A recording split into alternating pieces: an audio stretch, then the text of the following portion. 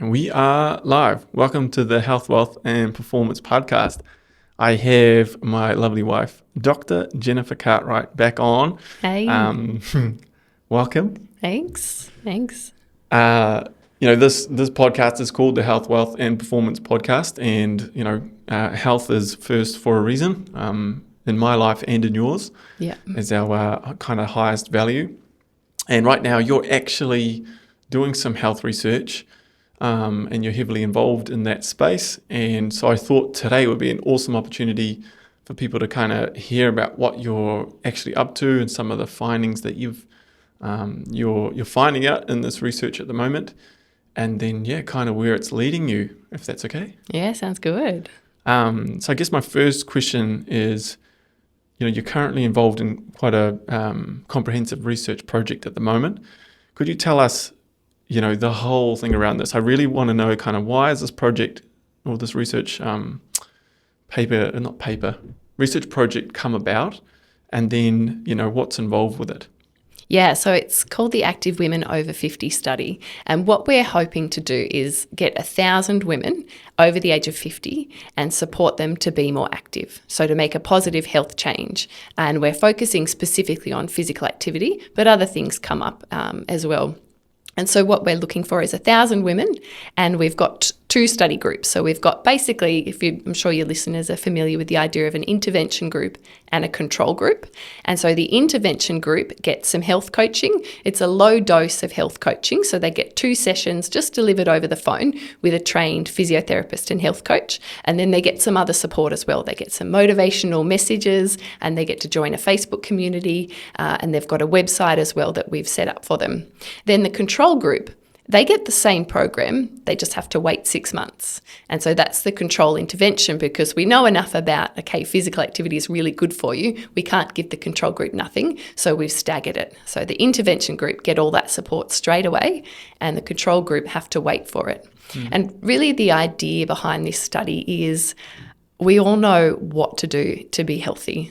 We all have a pretty good idea, as do the women in our study. Hey, I want to be more active. I want to eat better. I want to prioritize my sleep. I want to prioritize me and my well-being.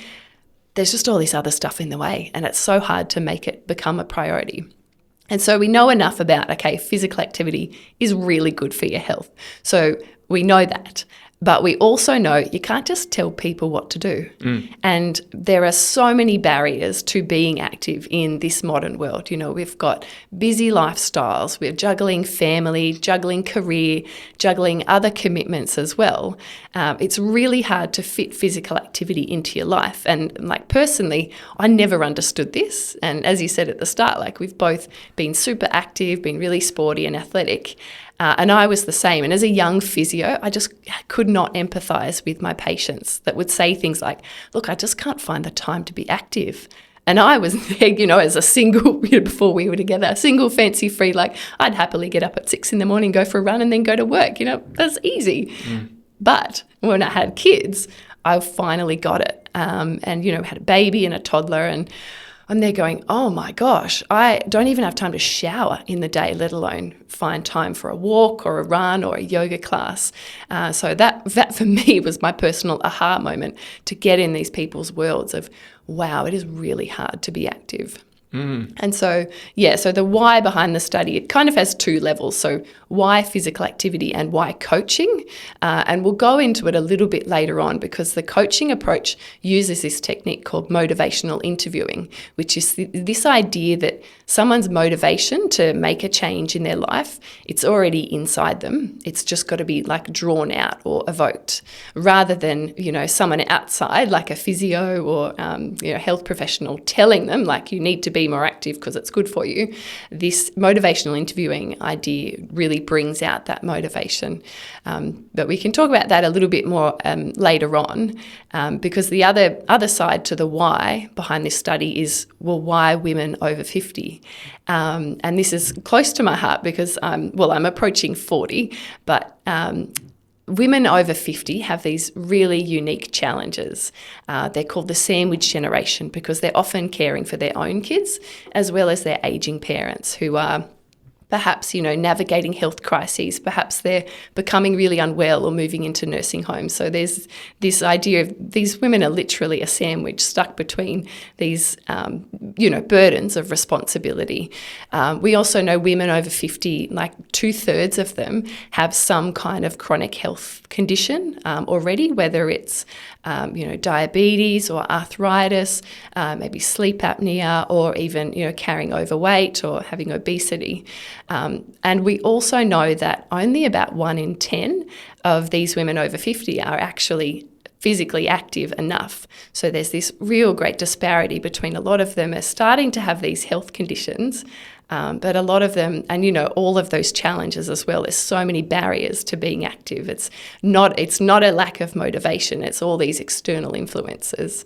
And we also know that at the age of 50 is when your physical condition and your physical ability, like muscle strength and fitness, starts to drop off a bit. So it's actually a perfect time to intervene before these other chronic conditions and the effects of aging really start to kick in, say from the age of 60 or 70. So for these women from the age of 50, it's a perfect time to intervene and to give them that support. And for a lot of them, and the stories that I'm hearing, is this real sense of, this is my time, and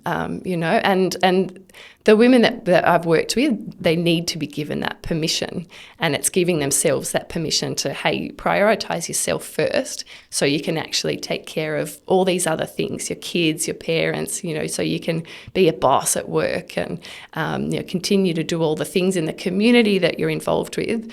But if you don't have this foundation of health, how are you going to keep doing the things that you're doing?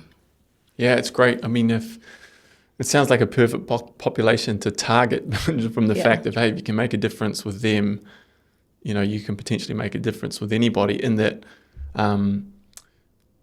everyone's got reasons and excuses for why they're not doing something. Otherwise, they'd usually be doing it. Yeah. And, we talk about this quite a lot just between us. But one of the key things around, even with my business and talking to people, is to not kind of let you off the hook, but to just say to you, so many people go with the self beat up, which is, so common. And sometimes it's needed. Some people need like a bit of a kick up their own backside. But if you kind of can have the compassion and say, and empathy for people to say, hey, it's actually your environment that's really sick. You're up against it from the get-go, because you're actually going to have to consciously take care of your health in this world that we live in. It's not going to be just an automatic thing, because you're not going to have to go and just collect your food and gather up your food. You're not going to have to like walk 2 miles to get your water. Yeah. You'd have to be active then. Yeah. So from a social aspect, in terms of what we've got with this capitalist society, for you to make some money, the entrepreneurial world is, can I add value to somebody and give them something that they want, better, faster, Yeah. And with that, ultimately, it's to try and save time. Like, our time's just this most valuable thing. So if you can save someone time, but the unfortunate thing is, from a health perspective and exercise and fitness perspective, the time-saving products are the thing that's kind of robbing you of your health. Would you kind of agree with that? Yeah, I think so. And it's this idea of, okay, how do you fit being active in with your life? And like our philosophy and my philosophy as a health coach and on the program is, really, you don't need to, wear Lycra and go to a gym. And a lot of the women we talk to, that's not something they value. It's not something they want to do. It's, how do you fit this incidental activity in your life? And a lot of it starts with actually just elevating it in your mind up on your list of priorities. I know I'm not really answering your question, that's okay. But it's kind of... I get what you're saying, because it's, I probably answered my own question, really. But the I guess with you agreeing with it to an extent, obviously you do, because you're involved in this work. Yeah. But, And in terms of changing with this, the coaching aspect of this, because this environment is set up in such a way that it's very hard to succeed, I always just think of the role of a coach as, once upon a time, I used to think, in particular with my role growing up in sporting environments and playing, decent level of sport, my impression of the coach was always just telling me what to do. And as I look back and I watch my brother and his circle of friends that have gone on to be very successful coaches, one of the coaches that influenced the most taught them to be a student of the game. And by just teaching them how to be a student of the game made them take the accountability for looking for things that are missing. And so as I started to see what was missing kind of in my, like, what am I missing that other people have? A lot of the time it was something that I thought I needed to be told. And so as I projected that onto other people, as a physio and things, I tell people what to do. But as I'm going on further and further, the coaching aspect is actually more shining a light on blind spots that you can't see and just showing you that you're not set up to succeed, like as a coaching thing that I've found hugely successful, to just like, hey, you actually need to become a student of your own body and life, because to an extent you are set up to fail. Like if you want to avoid it, there'll be something you can do to avoid it. You don't have to go to the supermarket anymore. It can come to you. You don't have to go and you can just jump in a car. You don't have to go there. You don't have to jump in a car. You can get Uber Eats ordered literally to your door. And that idea of changing your environment. So there's this in the health policy literature, there's a behaviour change wheel that Susan Michi, a researcher, developed. And around it are these 9 areas that we can actually intervene, like at a structural or societal level, and influencing policy, influencing, financial incentives, changing the environment. Like they're all ways to intervene at a policy, at a structural level, and they're all really key. It's just that changes like that, they take massive amounts of money, they take massive amounts of time for, laws and policy changes to come in. And so what we're doing, one of the other spokes on that, the 9 things that you can change, is at the individual level, which is behaviour change, which certainly shining a light on people's blind spots and shining a light on how the system is set up for us to prioritise productivity over our own health. Being aware of that is just hugely empowering on its own. And then within that system, hey, what can you do?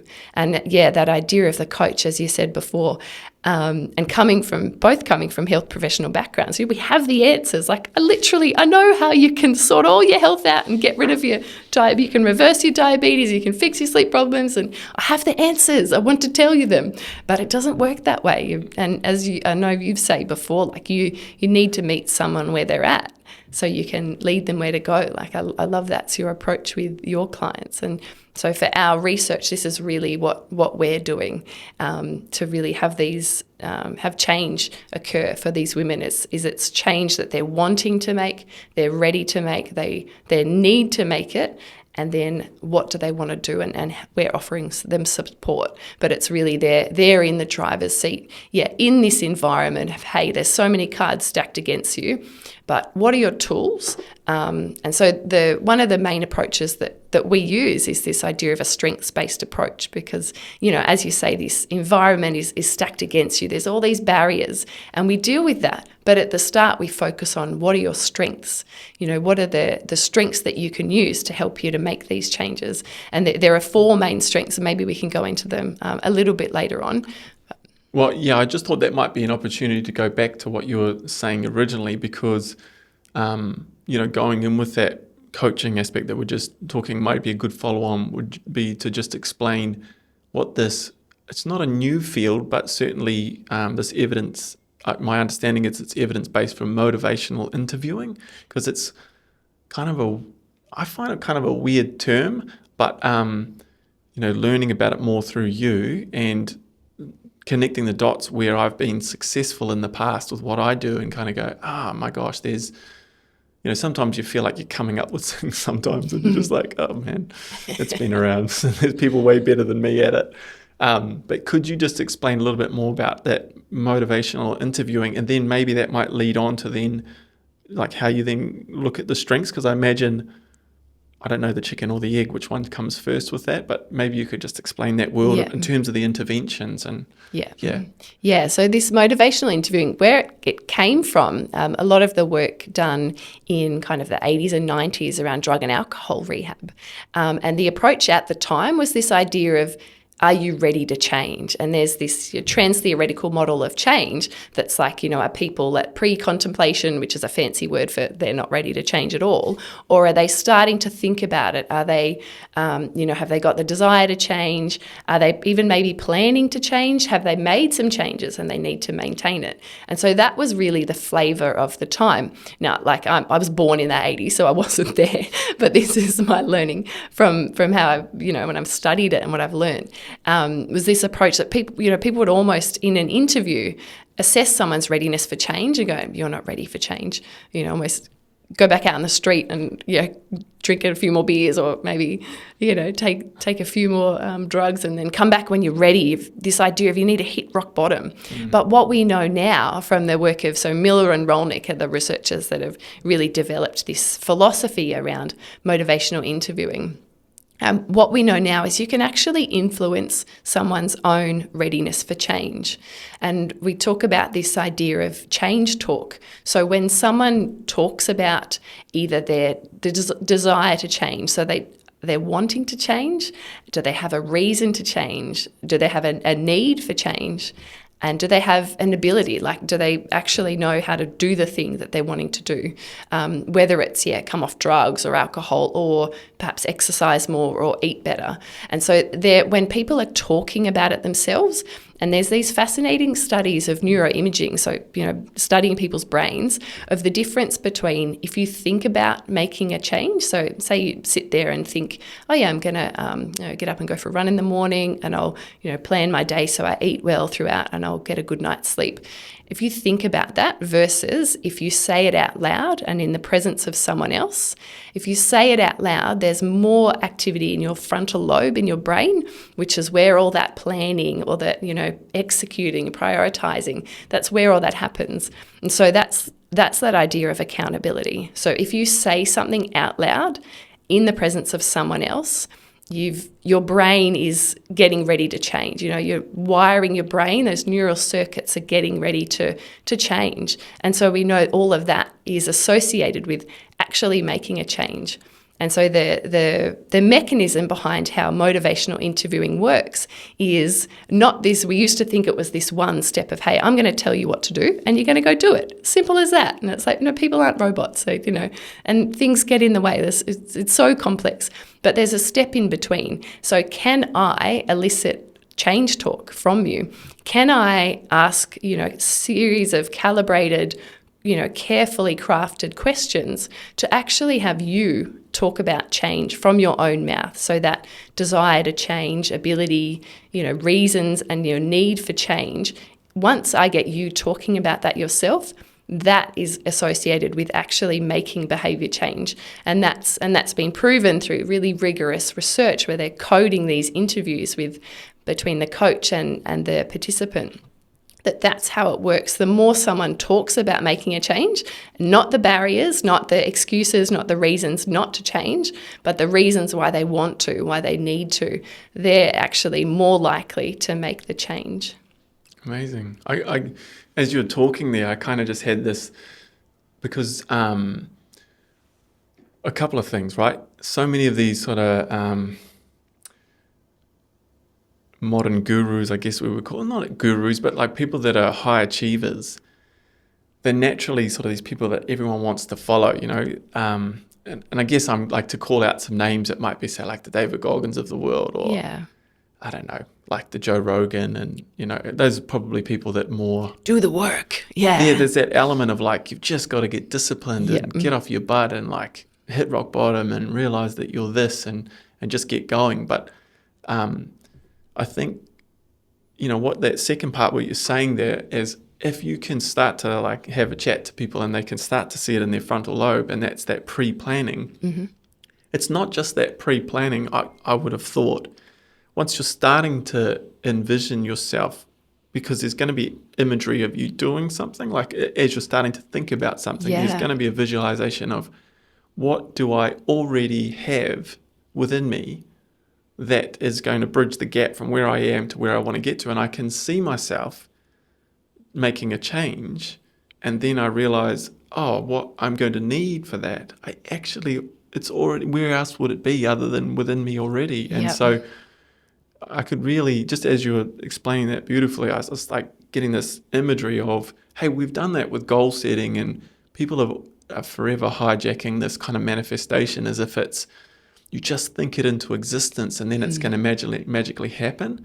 And the step that they're missing is, okay, you can see yourself doing it, and you can go, oh, what strengths are you going to need? What behaviors you're going to require to be able to take the actions necessary to get it? Yeah. And once you can get the aha moment and say, like, there's nothing external from me that I actually require to do that. All I need to do is access what's already within me.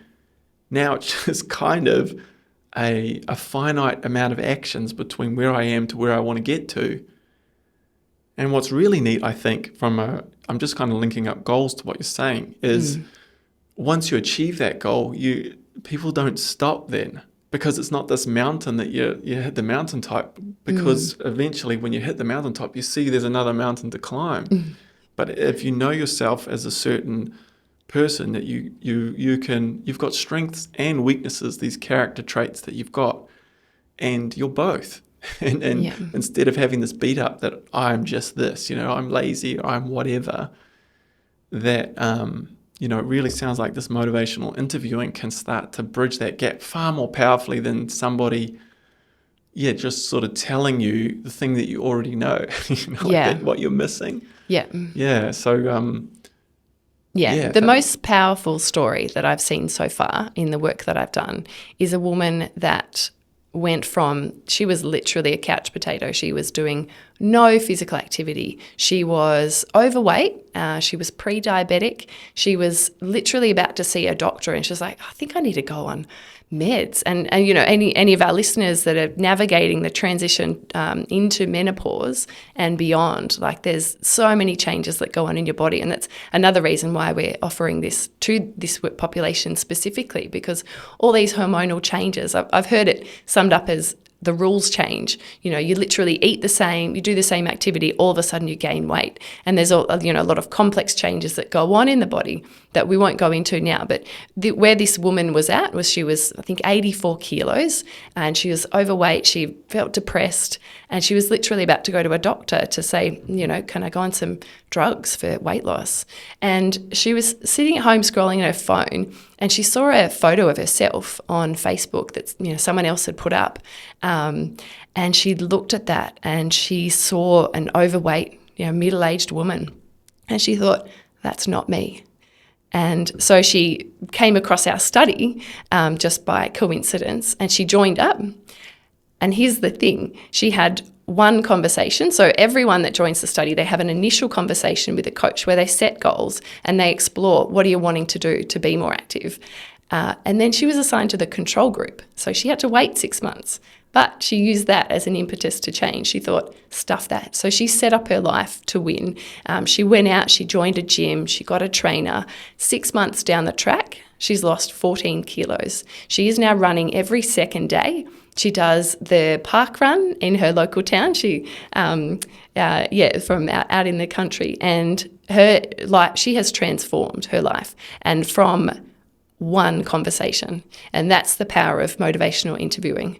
And you contrast that with, I was speaking with a friend the other day whose partner's just gone on that, is it Wegovy, the semaglutide, like the injections for weight loss. And she's lost maybe 10 kilos in 6 months, and she's like stoked with her efforts. She's injecting herself every week. There's a serious cost. I think it's hundreds of dollars a month, and it's a drug. And contrasting those conversations of my friend's partner who was saying, hey, look, I've lost this weight and it's great and it's really easy and I have to watch what I eat, but it's just amazing, versus the first woman who came through our study who has experienced this idea of just like self-empowerment, and she's And I think of it like she's reignited this motivational fire within herself. And as you said before, 100%, it's within you. It's just usually lying dormant, particularly for women in this age bracket, over 40s, over 50s, who have so many other responsibilities. That motivational fire just gets a little suffocated. And I know I experienced it myself, when we had our own kids, and I let my own internal fire go out. And how motivational interviewing works to draw it out is, imagine you've got an ember on a fireplace, and it's just glowing. You can just see this little bit of light in it. How are you going to bring it to life? Are you going to shout at it? Are you going to do the David Goggins things? Are you going to throw things at it? Are you going to suffocate it? Or are you going to gently give it some oxygen? Are you going to give it space and let it come to life in its own time with the right oxygen and the right fuel, and letting it come to light in its own time? And that's the way that I picture this motivational interviewing works. That's my job as a coach, is to evoke that change talk in the participant. It's not to tell them they know what they want to do. They know how to do it. It's just they're usually missing their why. And so that's how the interviewing approach works, to draw out their own motivation, to get that fire going. Because and speaking with this lady was just so inspired, who'd literally turned her life around, transformed it from the power of one conversation. That's what's possible. And again, it's that readiness for change. She was ready, and we drew that out of her as well. And it's just so inspiring to be in contact with someone who's made that change themselves, and just for what's possible in in health coaching in general.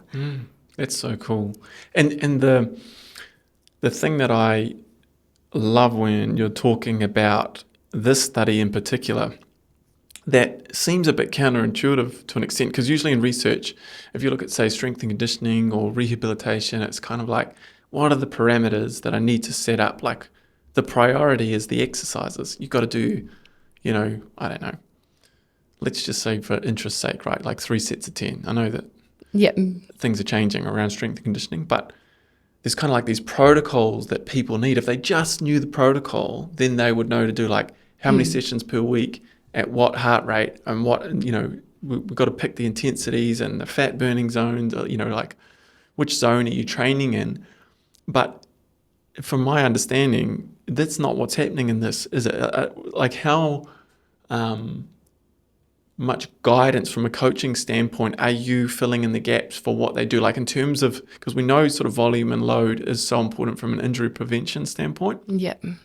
How are you navigating that from the coaching advice? Is it just literally once they've got their ideas in terms of this is the activity that I want to do, how much are you steering the parameters? If you could speak a little bit about that. Yeah, and that's a great point. So in motivational interviewing, there's kind of 3 levels of an approach that you can take in terms of are you following the participant? So are you completely letting them lead, and you're going along with, hey, if they know what they want to do and why and when and how, then you're kind of following them. Then there's, at the other end of the spectrum is your directing. So, hey, I know these are the recommendations around, so being physically active, we recommend 30 minutes on most days of the week, 2 sessions of strength training. They're the guidelines, so I'm going to direct you to do it. But we know that both of those approaches, like following, is too passive, because, if someone was coming to you for coaching, then they're needing some kind of guidance. Like if they knew what to do, then they'd just be sorted. They wouldn't need you. And we know at the other end that directing, that traditional healthcare model approach doesn't work either, because you're telling someone and they've just got a wall of barriers and reasons and things in the way. And so in the middle of those approaches is guiding.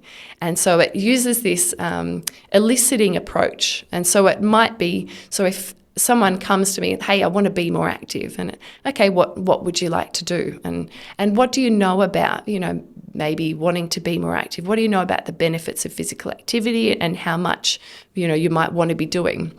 And so I really find out how much they know, rather than make this assumption of I have the answers and I know the guidelines. They might know them. And chances are most people know I should be doing something every day. That's basically where the guidelines are coming to right now. And so it's this idea of, eliciting, what do you know about it already? And then if they perhaps need some gaps filled, then it's, could I make some suggestions? Could I offer you some ideas or something around how to really optimize that for your health? Because if someone wants to do strength training once a week, once a fortnight, that's probably not going to be enough to make gains. Same with somebody might set a goal of, I want to do 10 minutes of walking twice a week. That's not going to be enough to make those health gains. Ultimately, any activity is better than none. And that's the philosophy that we take as well. And it really depends on where someone is at as well. If they're literally housebound and sedentary and have multiple, chronic conditions, then we might start really small. And because what we find as well is starting small and setting small achievable goals is so key for long-term maintenance. Setting these David Goggins ultramarathon goals, great for motivation, getting that fire going. But if you haven't got the structures and your self-efficacy and confidence in place, you're going to fall off the wagon after a week. And so how we assess that is, how confident are you that you can achieve this goal? And if someone says, and we give them a scale of, 1, where 1 is I'm not confident at all, and 10 is, I'll smash it. We need them to be at a 7 or higher. And that seems to be the calibrated range at which people can achieve these goals. And so once they achieve it, then we move the goalposts. It's, as simple as that. But this idea of starting from 0, going to hero, that's, some people will make changes, but for most people it's just so disheartening and so discouraging. So we really go for the small goals to get those wins because, again, this population, for a lot of these women, they've prioritised their life. They've been about other people their whole lives. They're incredibly giving. They're selfless. But when it comes to actually doing something for themselves, that self-confidence is really often not there. And so having these small wins, and a lot of the women say, so, one of the questions we ask is, imagine you've achieved those goals.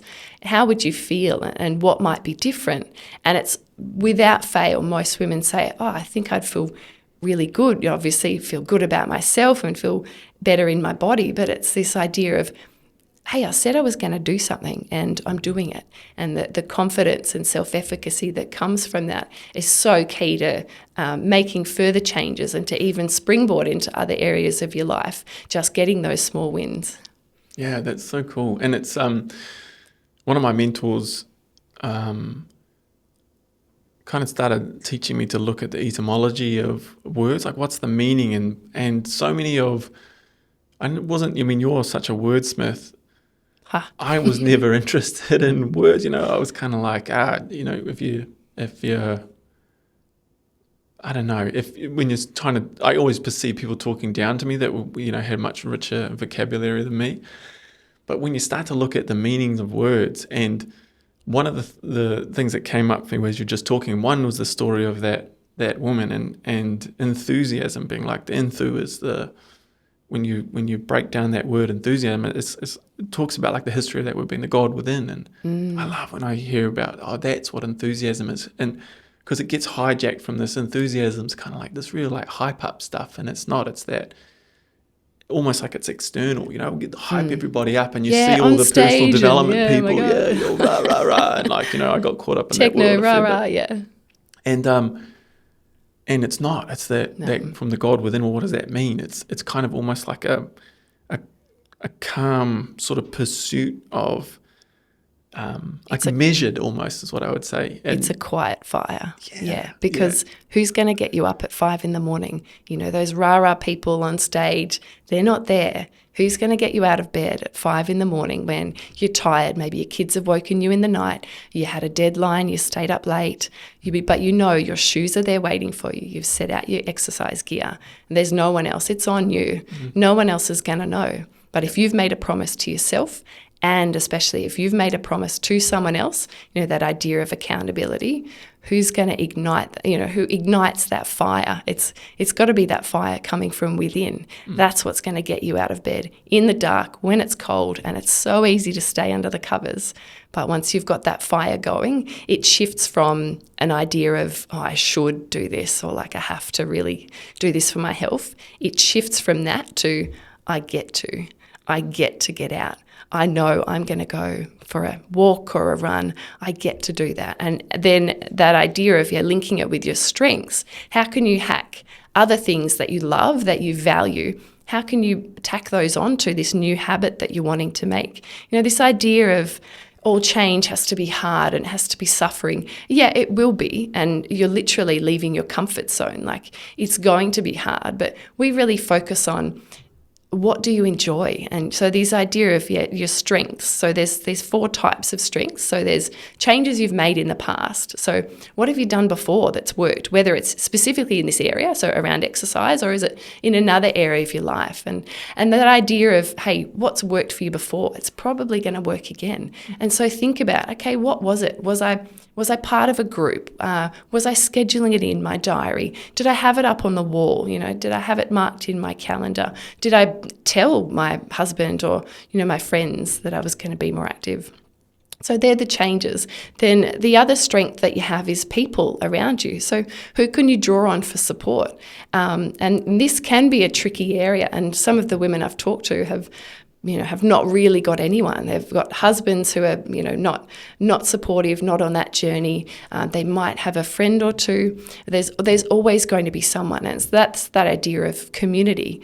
And so if you haven't got that around you, then find it or create it. Find it online. I've got some beautiful friends here that are doing a podcast called the Women's Running Collective, and they're calling together a community. We're a physical community because we run together, if you live in the local area, but they're creating this virtual online community of women that are discovering running for the first time, or they've always run and just absolutely froth for it. And it's this idea of that support where you've got role models, you've got people that are enjoying the journey with you. And so they're the people around you. Then the third strength you have is your environment or your opportunities. And so what is it about your immediate environment that is going to help you win and help you make this change? So around physical activity is, we're so lucky to live where we live now. We can walk out the front door and within minutes we're at the ocean.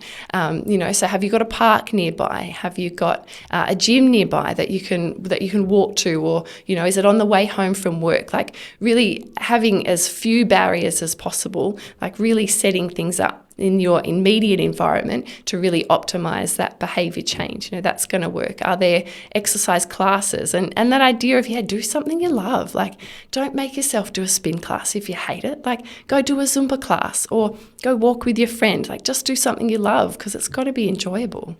And then the fourth change is, what are your character strengths?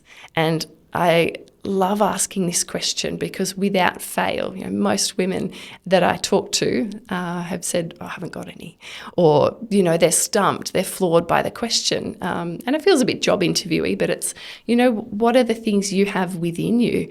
And again, it's like these women have often perhaps never been asked that question, or have never really thought about, what do I want and what have I got within me? And so it's this idea of, look, are you a structured person, or are you like spontaneous? What do you know about your own personality that you can use? Okay, if I'm structured, I'm a planner, then plan it in for the week. But if you're more spontaneous, then okay, set up your week so you've got some spontaneous opportunities to be more active. And so that idea of also, are you determined? Are you motivated? And I always say, if you're in this study, if you've come to me for coaching, then you have that. You have the courage, you have the determination, even if it's just been this tiny little tentative hand raise of, hey, I want to do this. There would have been hundreds of other women that saw the study and thought, nah, it's not for me. You've got the courage and the determination to have joined the study. And so that's always that, oh, okay, I do have that as well. And so leaning into your character strengths as well can be hugely beneficial for creating a habit and then maintaining it as well. I love that. Just that community aspect. especially with, say, the runners. And I think people are trapped with their, I think school does this a lot to people, but that, school is, and in particular probably the culture, where I grew up in New Zealand, and then Australia is the same, kind of that tall poppy sort of thing, or people putting people down and like mocking and whatever. And people's perception when they join these groups and things like, I'm not good enough because I'm not, and they're top runners. And I'd love people to know this more, eh? Like if you really think about it, like I think I did a post a while ago, and I kind of worded it fairly well, but I'll hash it at the moment. But it was along the lines of that athletes and runners will never hassle you for getting going. Or just coming for a walk. They just like you've actually, in this day and age where it feels like you're being isolated and no one's got your back, and it's one of the key things with the human condition, I think, at the moment, is we feel like no one's got our back. And I definitely suffer from that. It's you actually reach out to people and you just find people that are into the things that you're pursuing. You'll realize that there's like almost, I kind of imagine like those team building skills, when you fall back and there's all these hands to grab you. It really is, and that community feel is what's going to take off, I think, from here on out, as everyone watches AI take over jobs and all this aspect. You'll never get rid of this community feel, because once you can see yourself in another person, you'll realize you're not alone at all. Wherever you're at, it's your journey, and it's about your things that you have within you. And then like just having a collective group of people doing that, just how far you can go, and just realizing, hey, I'm accepted and I'm okay. And I think that's what family is supposed to have been about, and we've lost that. And in New Zealand, where I'm from, like the Māori culture, like the whānau and the marae, like it's kind of like this, for people that don't know the culture, it's kind of like this family meeting house. And when I was like a white kid growing up, we were always staying on these maraes, and there was always enough food to go around. You're always welcome. And like, I get a bit emotional because it's like they were, with all the crap that's going on in New Zealand at the moment, like, and everyone's fighting about stupid stuff, like about this race, and it's almost like the perception growing up is that these younger people are being almost taught that they're victims, and that they don't have like the money, and the Pākehā has this and that, where I grew up thinking that Māori were totally abundant. They had like everything, like they were never without, even though statistically you look at it like they were missing things. And so I kind of carry that with me, and whenever you talk about things like that, and just I just see this extended family growing, like that, of these runners and these women, like just being about you, and that if people could just tap into that more, find your people. I mean, and look at parkrun, like parkrun's exploded around the world just from, a couple of nerdy dudes in England that went for a run on a bloody, like bitterly cold, English morning many, many years ago. And that started this global movement because people are ready and people want the connection. You want it to support your healthy habits, but it's this idea of connection and sharing that experience. And as you say, seeing yourself in another, and that non-rivalry as well.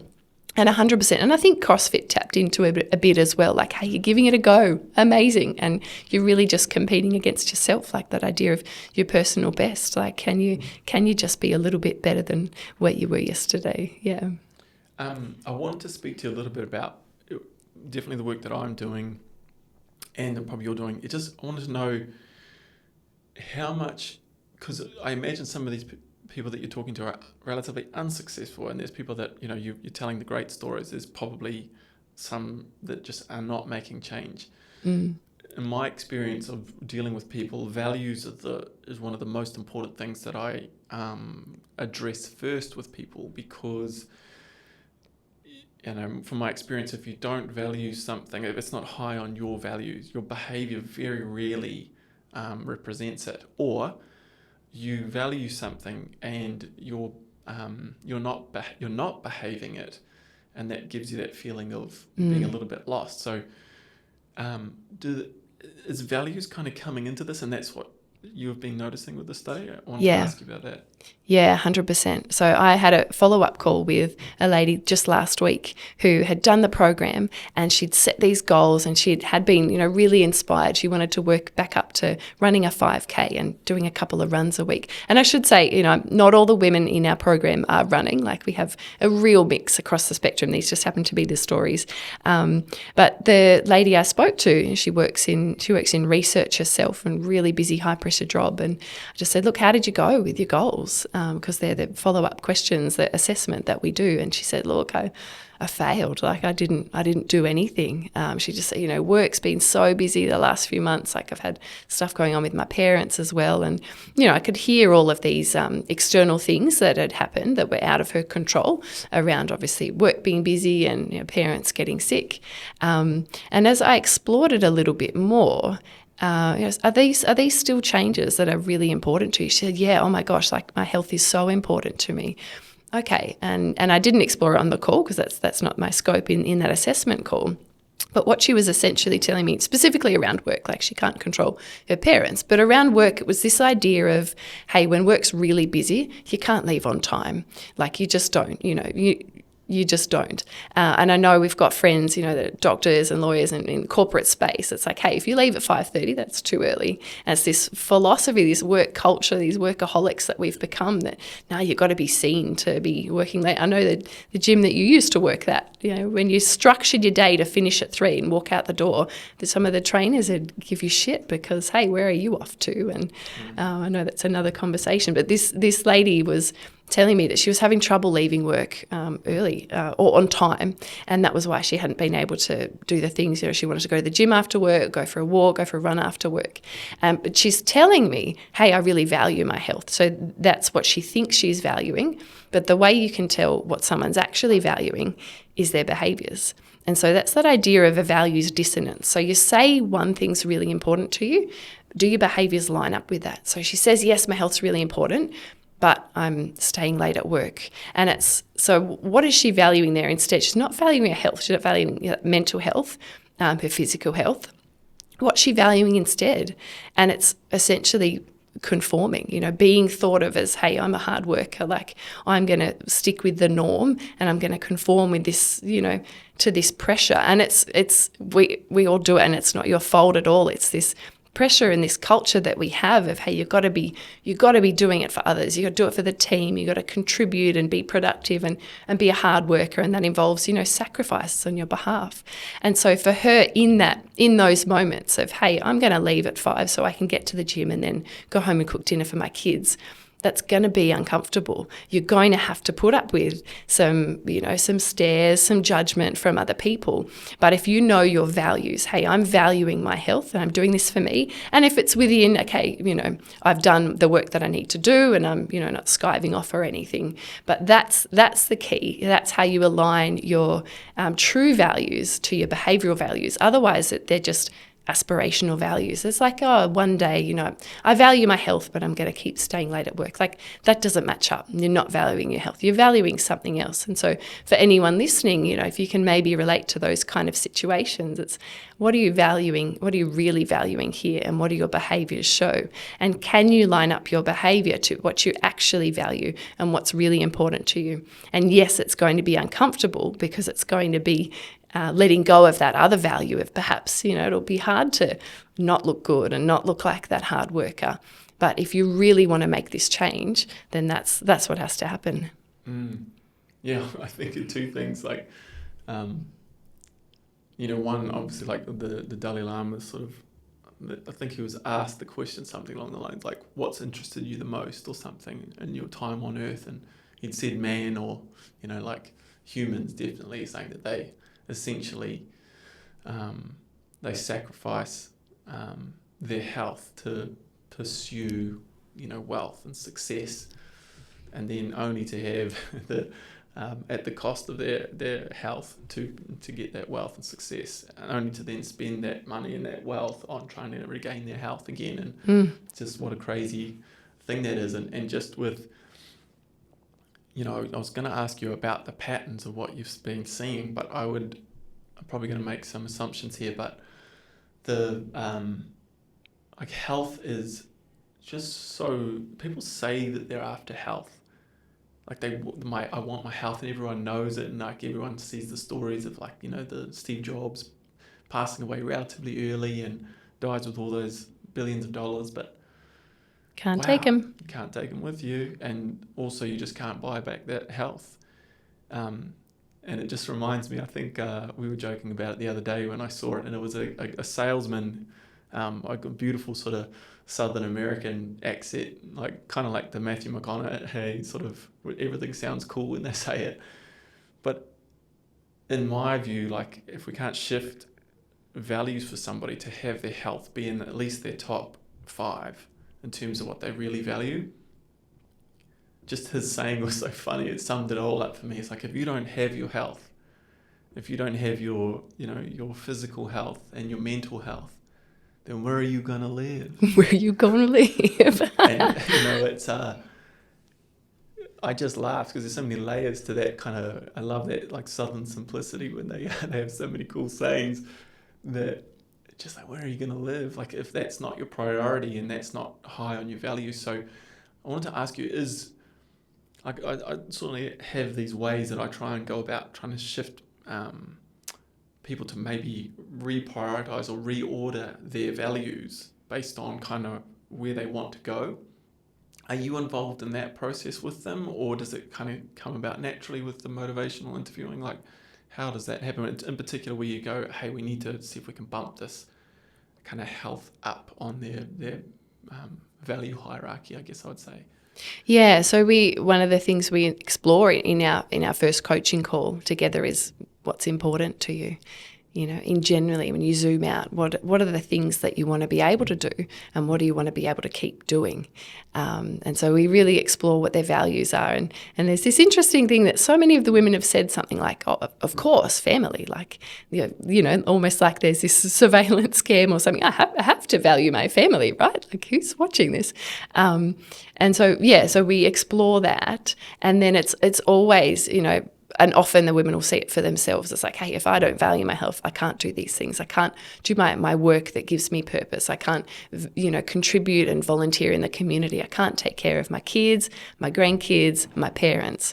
I need to have my health. So often it comes about organically. And sometimes it takes perhaps a little bit of guiding or suggestion, particularly if people are having trouble making that change, if there's other things that are coming up, then it is about realigning back to the values.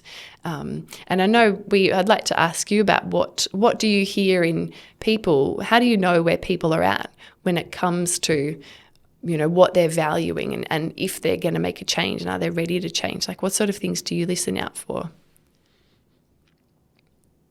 I suppose I haven't, like, you've sort of introduced me more to this motivational interviewing, and it's, I'm just starting to learn some of the stuff off you, and looking at my own study in that, because there's some things I've kind of naturally done, and then some things I need to definitely get better at.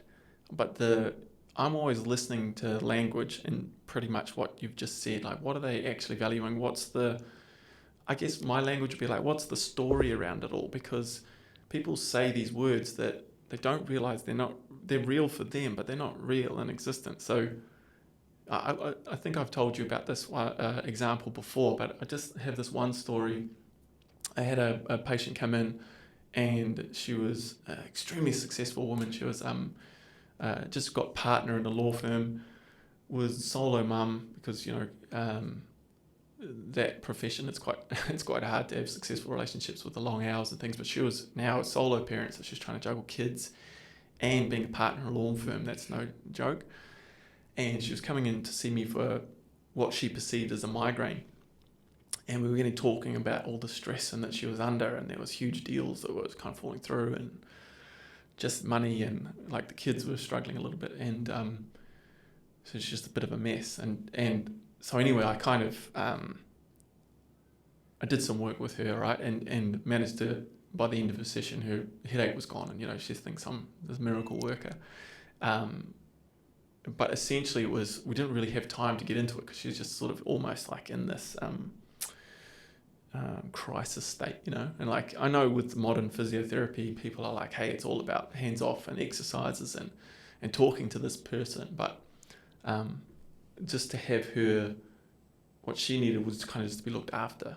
You know, sometimes you just need to. Sure. And that was my take Yeah, on it. who's there for her? It's the same with a lot of the women that we deal with. There's who's there for you. Yeah, so that was my take on the session, just intuitively going, yep, okay, I'm not supposed to do this, but who cares?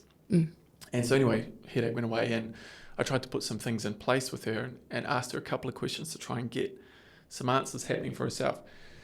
Anyway, she booked in another session but had to cancel, too busy, blah, blah, blah. Came back again and was like, hey, things are starting to get really bad. Like, whatever you did last time was amazing. I've been good for like a couple of months. Like, I'm really busy again, and like things have got flat out, and my daughter's really struggling with this problem, and I can't figure out what to do. And it was all just building up. And so anyway, I did some similar work, and then we started just exploring these conversations a little bit more about how she sees the world. What's her story around how she perceives things. And for her, I just said, look, as an outsider looking in your world, it feels like you're either really healthy because I should say she would try and fit in exercise where she could, but you're really healthy, or you're busy. And she was like, yeah. And so it seems like when you're really busy, it has to get to a certain point before you then go back and deal with the health. And it feels like you're kind of oscillating between the two. You're really busy right now, and you're coming to me because you finally hit threshold because the health's starting to be affected. I said, have you ever entertained the thought that you could be busy and healthy? And she just kind of like, you can sometimes watch people's almost brain rewiring. And she was like, I really don't have that's possible. Wow. I'm either looking out for myself or I'm looking out for everybody else. And I was like, okay, well, what could you do potentially to live both of those where you're really busy and really healthy? And she's like, she had all the answers. It was like, oh my God, like I've got this, she goes, I could come back and see you more. I was like, well, you don't really need to see me. I could give you all the tools that you need now. And which I kind of put in place with her. Well, what else could you do? Like just in terms of maybe just your stress and stuff. I love getting massages. Like that's pretty much why I've come back to you, because you're hands on. And I was like, do you know anybody that's... She's like, I've got this one lady. I was like, okay, cool. She's like, I could just book in every month, right? I'm like, I don't know. It's your life, And then she just talked about when she could do the exercise, where she could fit that in. She was talking about like what she could do, put in place with her daughter to try and like have almost like kind of dates with the daughter to just have some one-on-one time. And all the answers were actually there, but she'd never considered the both. And I've sort of found that with injuries over time, how often the injury really fit the individual perfectly as something to teach them. And they were either listening or they weren't. And quite often it's when I was really successful and like really turned things around for people was when they internally realized like, oh wow, this is trying to teach me something. And if I don't do something about this, then this is going to continue to happen or could get worse or blah, blah, blah. And that was a trigger for everything working out in their life. And so, that's been my experience over 20 years of trying to look for these patterns in people and what are people saying and what's their story around things. What words do they use when they talk about pain? What words do they talk about when they're busy? And what do they think looks good to me? They're talking about being busy. Oh yeah, I'm flat out. Just like, do you think I care about you being busy or flat out? I don't care if you're busy and flat out. But people's perception is like, oh, when you say you're busy and stuff, people all of a sudden hold you as like, oh yeah, they're just flat out. They work like 20-hour, like 16-hour days, and as if it's some badge of honor. It's like, well, I don't really care if you work like that. Yeah. And so, I just think for me that's changed. Like as I've worked with people, it's altered so much about how I look at things, and the older I get, it's funny because people that might know me from my past, and even people that know me now, I talk a lot, But the thing that's happening is my letting go of not knowing all the answers and asking people about their own answers. And Yeah, that's what you're taught. that's motivational interviewing. Yeah, so that's what I thought. Because if you tell them the answers, they're probably not going to hear. If they're not ready, like, Well, come that was up my with next their own question for answers. you, was essentially like with this work, and you've almost kind of fallen into this work through obviously this. Maybe you could just tell everybody what your journey's been a little bit and fallen into this work. But I really wanted to see what impacts this being part of the study and this work's had on you, and what's kind of next for you. Yeah. Yes, as you say, I really fell into it. I worked as a physio for a few years. I worked clinically, and it's something about working in a hospital. Like they're such strange environments, and yeah, I found out I just actually wasn't that good at physio. Like I thought I'd do the sports physio stuff, but I just, whatever the clinical reasoning thing is, I see people and I get overwhelmed. And actually looking at some of the skills that I'm learning now in motivational interviewing, they'd be hugely helpful. And one of the other projects I'm involved with is actually helping other health professionals to learn some of these skills. But yeah, then I fell into research. An opportunity came up, and so I did my PhD looking at what does it mean to be normal? What's healthy aging across the lifespan? And so that was a really fun project to be part of. And then we've moved around a bit. We lived in New Zealand, we lived in Newcastle, and now we're here. And I've just kind of fallen into jobs, and I worked a bit in women's health and nutrition, and now I'm working in physical activity. And this health coaching has come up at a time where I can really relate with a lot of the women that I'm working with. So when we had kids, and I look back now, I go, wow, I was really depressed. I kind of had this split of, wow, this explosion of purpose, and wow, my life is now about someone else. And holding our baby girl for the first time in my arms was just this explosion of my world. But I went too far down that rabbit hole. I lost myself. I went from someone exercises every day to, I don't know, have I been for a walk this week? I was like, when the kids are at school, I'll get back to it. But what I know now is I was really neglecting something that I value. I was neglecting my health. I'd really let that slide down my values priority, and I resented my kids for it. I would get to the point, and you too, like I really took it out on you, and having these kids, I really saw them as a barrier. Yeah, maybe like what you were saying before with your corporate patient. Like I kind of was like, I can have young kids or I can be healthy, but I can't be both. And so for a lot of the women that come to me who have been on that journey, but for 20 years, and they're now carrying obesity, they've got chronic conditions because they haven't been able to step into that inner confidence and say, look, I'm going to make these changes for myself. And so my like breaking point really came one morning. I was trying to get the kids, so Liam was 6 months old and Olive was like 3, trying to get out the door so we can go to kinder gym, like the hall where we go do activities and gymnastics and stuff. And our daughter wouldn't take off her dress-ups, and I was like, you can't wear like a princess floor-length tutu to gymnastics. And she was not having a bar of it. And I hadn't showered, I hadn't had a coffee, I felt dishevelled, I was overweight, I felt yuck, I was like beyond tired, like I've got pretty much just eyeballs hanging out, like I feel like there's sand in my eyes. I can't remember the last time I've taken time for myself, and I've gone from being this high achiever, PhD and physio and running marathons and playing volleyball for Australia, to I can't get out the door before 9 o'clock, and I felt like an utter failure. And so I know I had a meltdown, and you came home, and luckily you worked nearby, and I disappeared off, down into the bush and went for a walk. I couldn't even run because I was so unfit, walking through the bush, and I just felt this like peeling away of layers and this unfurling of this. I'd been in this identity crisis, like, who am I? Like, now I've got this mum, I'm a worker, like I'm a wife, there's all these hats I'm wearing, and I've just completely lost this inner self. And so being on that walk that day, I really felt this sense of, I'm coming back to myself. Like I thought I'd lost myself, like I'd been on this crazy journey. But what I reconnected with was, I've always been there. It's just finding the time and finding the space.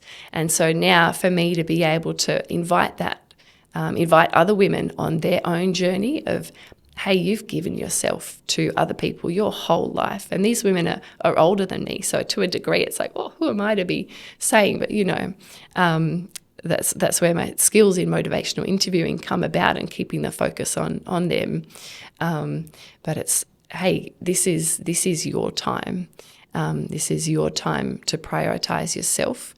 And if you don't, how are you going to keep going and doing all of these other things? And so that's really where it's really ignited this new purpose. And the funny thing about this population, so women over 40, over 50, is we think, they're navigating menopause, like they're these hormonal, like wild, crazy women. When you actually talk to them, and there's a study from the Seattle Women's Health Study. They sat a bunch of women down, I think 80 odd women, said, what are your biggest challenges in life? None of them talked about menopause, maybe one or two. So what are they talking about? They're talking about, how do I navigate finding a new identity amongst all these hats I'm wearing? How do I find purpose when my purpose has been my kids my whole life? When they grow up and they move out of home, they go to university, they get jobs, then what? Then what's my purpose? And so these are the issues that midlife women are actually dealing with. And in amongst all of this, underneath all of that, is this idea of the scarce resources. There's this scarcity. And a lot of the women I coach are like, yeah, I'd love to join the gym, but I haven't got the resources. And so then, and we don't go into it in the study, but part of the business that I'm building is having this, I know we talk about it too, having a foundation of wealth. Because to a degree, if you don't have, in this world that we live in now, if you don't have enough wealth, if you don't have abundance, if you don't have enough money to do the things you want to do, to be able to prioritize yourself, because in this world, taking after yourself does cost money, then you're not going to have health. And so to me, and I know we've both really elevated wealth into one of our top core values, because and like you said before, we often sacrifice one to get the other, but it's like actually they go hand in hand. And I would say that wealth is part of health. Like it's almost the elephant in the room. What's your financial well-being like? And I know for women it's often, and like I just used to cringe any time any of my friends brought up, money or investing, or, I didn't want to know about it. But what I know now is it's got to be there. You've got to have a foundation of wealth so that you can build your health off of that. And so that's really the flavour that I'm bringing into the business that I'm developing as well, is how do you build a foundation of wealth so you can have your health and do all the things that you want to do off that. Yeah, that's so cool. And certainly being I won't say an outsider, I'm an insider into watching your... Too close. Watching your world unfold, and it's this you hear the cliches when you're younger, and like you got time, and things will happen, and I love, like, kind of nothing's new, like, in a lot of old things are coming back at the moment, like from my observation, like even just for strength and conditioning and things like that. But there's this sort of idea of seasons in life, and what I love for you is that so quite often you hear me saying like that life's happening for you and it's not happening to you, and kind of really just starting to see you like things quite often pop up when you're not looking, and I really feel like that's what kind of happened to you, and then all these struggles that you've been through, being able to see the empathy that you wouldn't be able to have the impact that you're going to have now without knowing all of that. And it can be this really neat thing when you kind of stay awake to things. And we were talking about before that etymology of words. I try and deal with ambitious people, and it's really hard from like almost like a marketing standpoint when people to come to me, because they think that I work with just world champions, and yes I do, but like I love working with just I worked with a 82-year-old woman to get her fire back in life, and but she was ambitious. And breaking that, it's balanced. And so the people's perception is like, when you're actually after this, when you get your values aligned with a sort of a mission and a purpose, it's not rah-rah. And it's not like you're constantly like up and down, up and down. You're actually reasonably balanced and going like, wow, like it's sort of like what I was saying about the basketball example with my brother and the coaching. You start becoming a kind of a student of your life and a student of this brain of yours. And what you were saying about this health conversation quite often, even with this study, is sort of lumped into this health of like physical activity. What's this for you? But health is, to me, with values, if someone doesn't tell me that health is their top value, I really start going, okay, this is because, to me, relationships come under health. You know, you've got obviously your mental health, you've got the physical health, you've got your financial health, you've got your community health, you've got like your environmental health. Like all of these things, without it, like good luck. Because if you just look at the people that are not doing well in this world, it's not a mystery why. It's so, like you said before, it's so hard to make all the changes, and the way society's structured, it's so much like, oh, we need the government to make a change. It's like, they're not coming. You know, that on the individual level, realizing all the strengths that you're ever going to need are already within you. It's just a matter of taking actions consistent with those strengths on a consistent enough basis with that mission and purpose and values that you've got aligned now. And man, you'll end up right where you need to be. And that tapping into these communities of people that, like, you've got raving fans out there that you don't even know about, and that you know, if you are feeling isolated and alone, just like reach out and look. This whole internet thing has disconnected us, but you've actually got the opportunity to connect through it and find like a group of raving fans like you have with you're running. So because change can be lonely. I just want to pick up on that point, and we've felt it navigating this. It's a new identity. You know, when you seek a change, you want to make a change in your life, you're becoming someone new by definition. And for us, that was our going on our financial journey, and those early days of the discomfort of, okay, we're selling our house, we're leaving our jobs, you're closing your business, we're leaving behind this dream life that wasn't our dream, but it was, you know, society's dream and the people that were living there, and that's fine. But leaving that comfort zone, we had to create a new identity. And our journey, I won't speak for you, but I know I've been lonely at times over these past few years. Sure, we've had times where we've really connected with people, but ultimately we're on our own journey, and I'm on my own journey of navigating purpose and my identity since becoming a mum, and now navigating my new identity as a woman and coming into, hey, what do I really want in life, and what's important to me, and what impact do I want to have, and what do I want to share with people. And sometimes that clarity can come from knowing what you don't want. So like that woman who's had that amazing transformation, she saw that photo of herself and was like, that's not me. So she must have had an idea of, hey, what is her identity?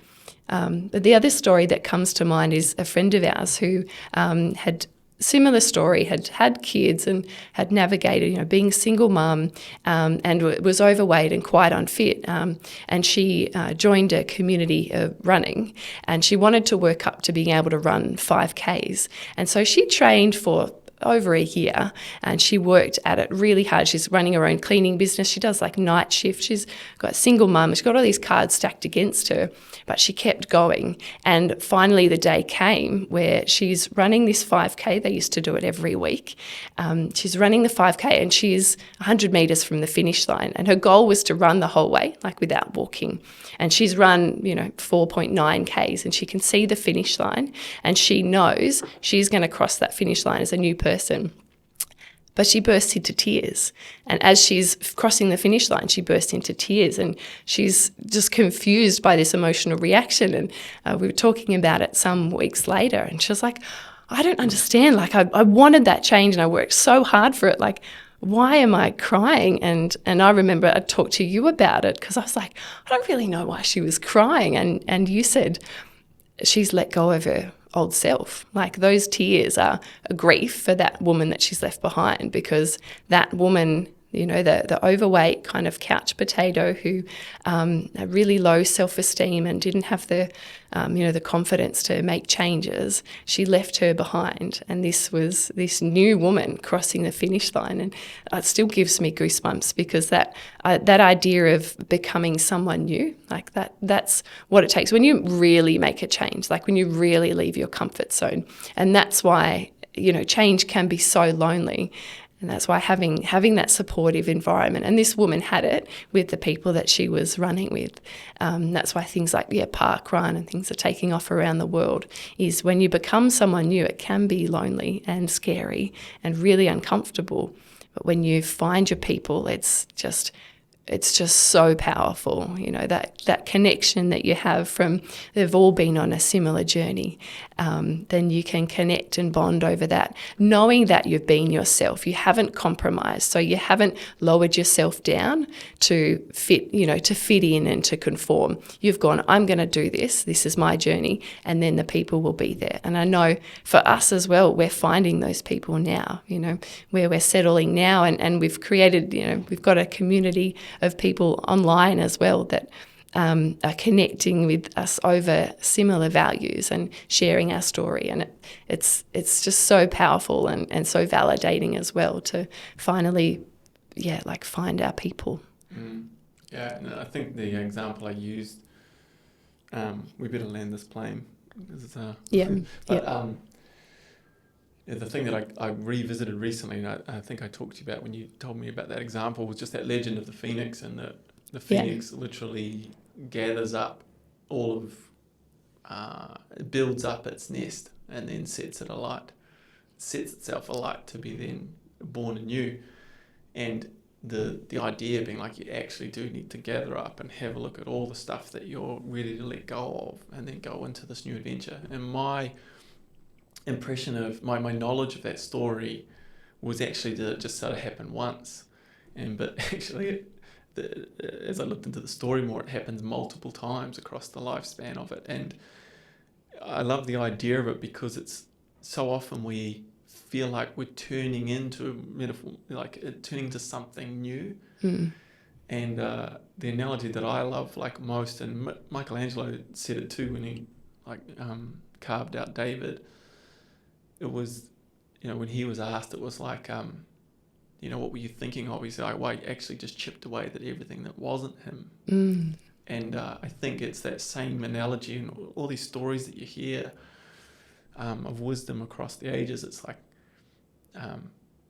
you might feel like you're letting go of part of you, and like part of you's dying off, but it's really not. It's actually that you're just embracing these different parts of you and actually becoming who you are. And it's not this big hype up person. Like, you know, a lot of these people that do these big rah-rah personal development seminars, they go to them 4 or 5 times. It's like, why are you going 4 or 5 times? And it's because it's an addiction to that environment and the hype up and the rah-rah, instead of this real alignment of who you are as you kind of drop off everything that's not, and these behaviors that aren't you. And you kind of, I just have an image of like a peaceful and graceful thing, and understanding what ambition is, and understanding what enthusiasm really is. It's from within you, and it's poise and it's wisdom. And you watch all these, I hope in the work that you're doing and with these ladies, that, and the new culture for women, is that traditionally, like, women of that age was always a revered time of life, and really a time of wisdom for these women. And I come from a family of like matriarchs of wisdom and power of the women, and it doesn't fit the narrative of what so many people have been told online and all this sort of crap. But I really hope that this work that I can see like igniting this thing new is, and this research is can like really spread that, and actually have this collective of women like, hey, we could retell the story of this part of life, instead of this thing to fear and like, Yeah. oh, this menopause crap. So Yeah. as we land this plane, I want to thank you so much for sharing all of this stuff today. You know, you and I, my podcast is literally called Health, Wealth and Performance, and you're becoming a big part of that. And now we've got these businesses sort of working in parallel. We're sort of doing similar things, but it's maybe slightly different with what we're doing with people. But this sort of coaching role is starting to expand for you. And, you know, can you just let everybody know kind of where to reach out to you and potentially, because I know you've got some resources and things for people just like this podcast. So yeah, can you just tell us a little bit about where to reach you and get some more info? Yeah, so my Instagram handle is at Dr. Jen Cartwright, and my website's drjencartwright.com. So if you jump on there, you can join up to the mailing list, because, yeah, the idea is it's a swamp out there of health gurus and overnight experts and stuff. And I'm just sharing what I've learnt as a health professional, as a PhD health scientist, and now as a health coach. They're evidence-based tips. They work. They're based on science. Really, if you're wanting to make a change, we delve into the psychology of change as well, because that's 90% of it, as you're always saying. So yeah, jump onto my website and you can sign up to the mailing list there. Fantastic. Well, thanks so much for your time. Thanks everyone for checking in. We'll catch up with you next time.